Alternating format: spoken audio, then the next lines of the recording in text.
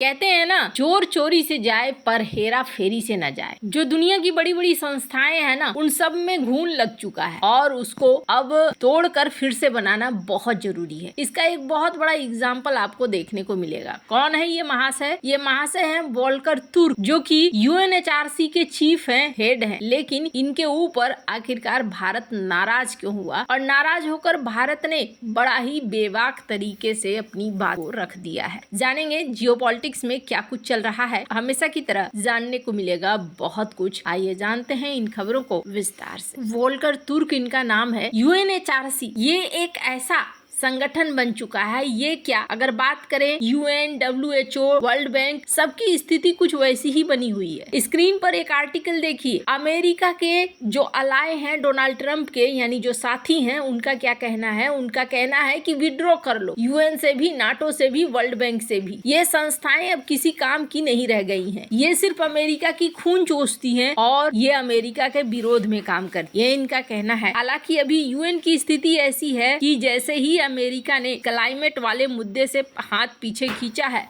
और पैसा देने से मना किया है, अब ये कह रहे हैं, अब इन्होंने भारत को लेकर, मणिपुर को लेकर, कश्मीर को लेकर बातें कही और इस चीज को लेकर भारत बुरी तरीके से भड़का है। यहाँ पर भारत ने संयुक्त राष्ट्र के मानवाधिकार प्रमुख वोल्कर तुर्क के मणिपुर और जम्मू कश्मीर को लेकर दिए गए बयानों की कड़ी आलोचना की। भारत ने इन टिप्पणियों को निराधार और आधारहीन करार देते हुए कहा कि ये टिप्पणियां वास्तविक स्थिति से मेल नहीं खाती हैं। ये घटना 4 मार्च 2025 को हुई, जब भारत के अस्थायी प्रतिनिधि अरिंदम बागची ने जिनेवा में मानवाधिकार परिषद के 98वें सत्र में ये जवाब दिया। ये खबर डेक्कन हेराल्ड में प्रकाशित हुई थी। संयुक्त राष्ट्र मानवाधिकार प्रमुख वोल्कर तुर्क ने अपने वैश्विक अपडेट में भारत का जिक्र करते हुए मणिपुर में हिंसा और विस्थापन को संबोधित करने के लिए तेज प्रयास करने की बात कही। साथ ही उन्होंने जम्मू कश्मीर में मानवाधिकार रक्षकों और स्वतंत्र पत्रकारों के खिलाफ कथित तौर पर कड़े कानूनों और उत्पीड़न की आलोचना की, जिसके कारण मनमानी, गिरफ्तारी और नागरिक स्थान का संकुचन हुआ है। तुर्क ने कहा कि भारत की लोकतांत्रिक व्यवस्था और संस्थाएं इसकी ताकत हैं, लेकिन इन टिप्पणियों को भारत ने सिरे से खारिज कर दिया। भारत के प्रतिनिधि अरिंदम बागची ने जवाब में क्या कहा है, ये सुनिए।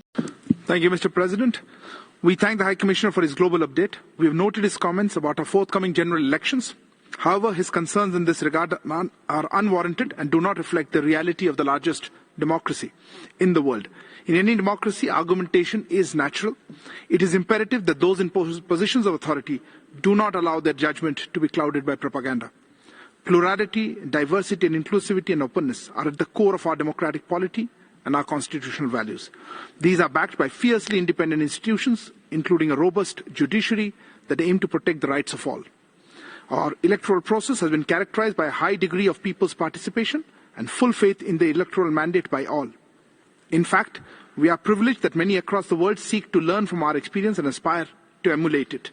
We have no doubt that, as in numerous occasions in the past, the Indian people will freely exercise their vote to choose a government that they believe can best give voice and flight to their aspirations. Mr. President, India, as home to 1/6 of humanity, has led from the front with an enduring dedication to promotion and protection of human rights for all. In this endeavor, our approach has been guided by our civilizational ethos that views the world as one family. More recently, this commitment was manifest in our response to the pandemic by providing assistance to our friends and partners across the world.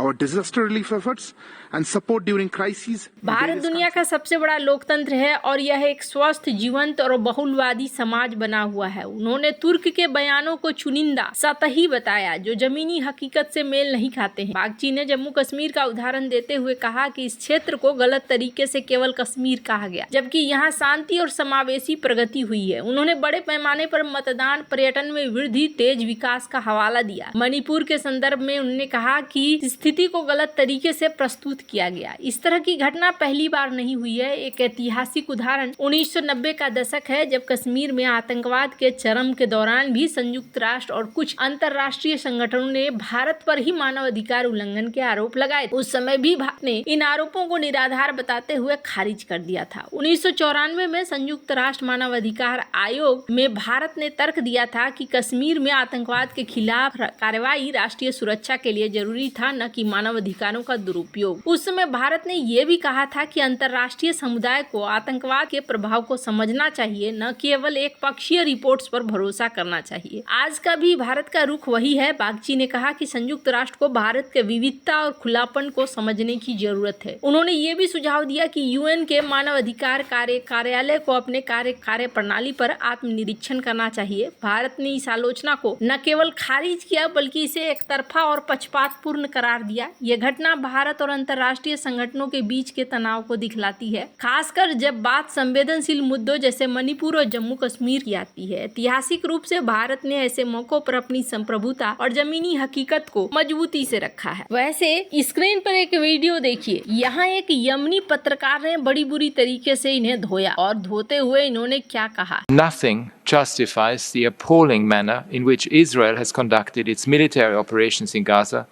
which consistently breached fundamental principles of international humanitarian law. I give the floor to United Nations Watch. High Commissioner, my name is Loy Ahmed and I come from Yemen.